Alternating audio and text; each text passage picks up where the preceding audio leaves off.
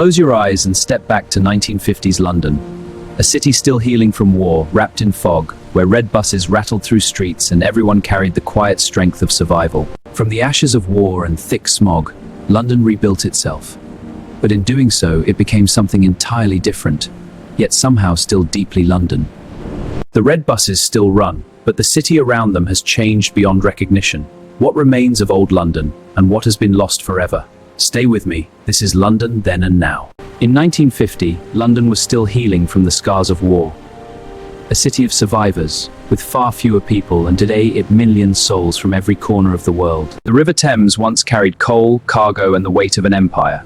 It was dark, busy, and industrial. Today it flows as a glittering stage for one of the world's most famous cities. The River Thames once flowed black with coal and cargo, carrying the weight of a fading empire. Today it sparkles as the glittering heart of a global city, yet it remains unmistakably the Thames.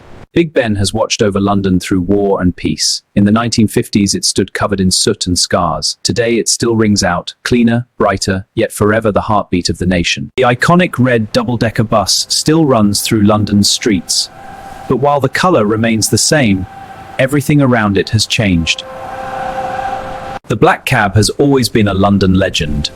In the 1950s, the driver knew every street by heart and often chatted with passengers like old friends. These red phone boxes were once the heartbeat of communication. You'd queue up, drop in your coins, and share your news with the world. Today, they stand mostly as beautiful relics of a slower time. In the 1950s, London was famous for its deadly pea super fog.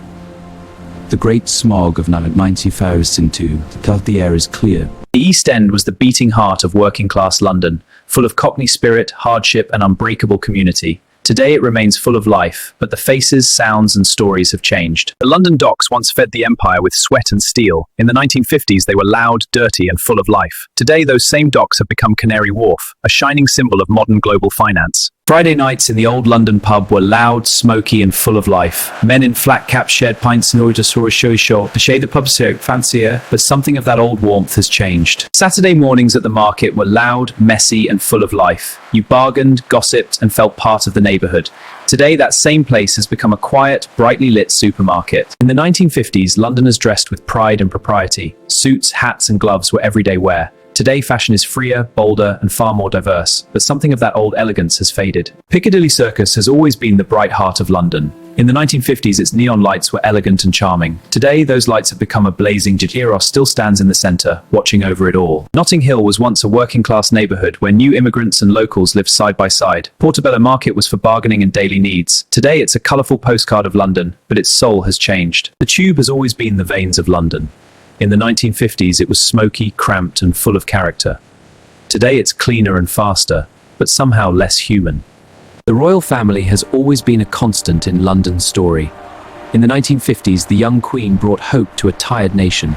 Today, the monarch of people has quietly changed. London's parks were once simple places where families escaped the city. Children ran free and strangers shared a smile. Today, they are cleaner and more beautiful, but they've become busier, more commercial, and somehow less ours. Christmas on Oxford Street in the 1950s was simple but magical. A few lights brought real joy to a city still healing. Today, the lights are bigger and brighter than ever, but the quiet wonder of those old Christmases feels different. In the 1950s, this part of the Thames was quiet industrial land. No one came here for pleasure. Today it is home to the London Eye, a symbol of a city that has reinvented itself for the world. A proper English breakfast used to be a mountain of fried food to keep you going all day. Simple, filling, and unapologetic.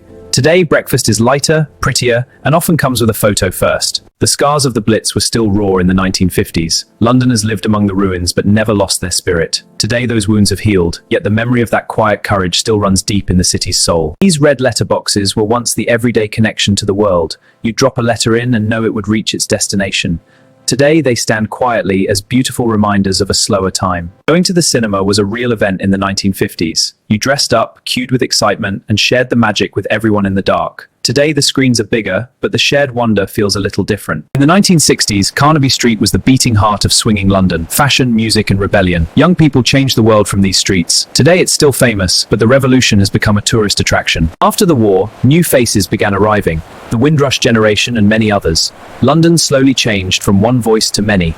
Today, it is one of the most multicultural cities in the world. In the 1950s, the Thames could still flood the city without warning. Today, the Thames barrier stands guard, a modern wonder protecting millions. London learned to fight back against the river it once feared. Afternoon tea was a proper ritual. China cups, polite conversation, and time to slow down. Today, we still drink tea, but it's usually in a paper cup, while checking emails. London's streets have always carried their history on their walls. In the 1950s, those old plaques told stories of survival. Today they tell stories of fame, but they still remind us who we are. London at night in the 1950s was quiet and mysterious, lit by gentle lamps and the occasional neon sign. Today it has become one of the brightest cities on Earth. London has changed more than almost any city on Earth.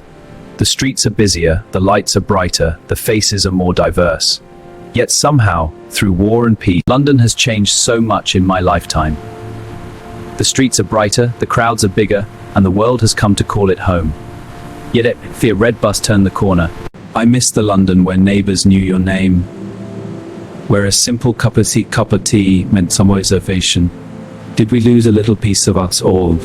Now I want to hear from you. What do you miss most about old London? Was it the smoky pubs, the red phone boxes, the simple markets, or something else entirely? Share your own memories and Hwainim in the comments below. Let's remember London together.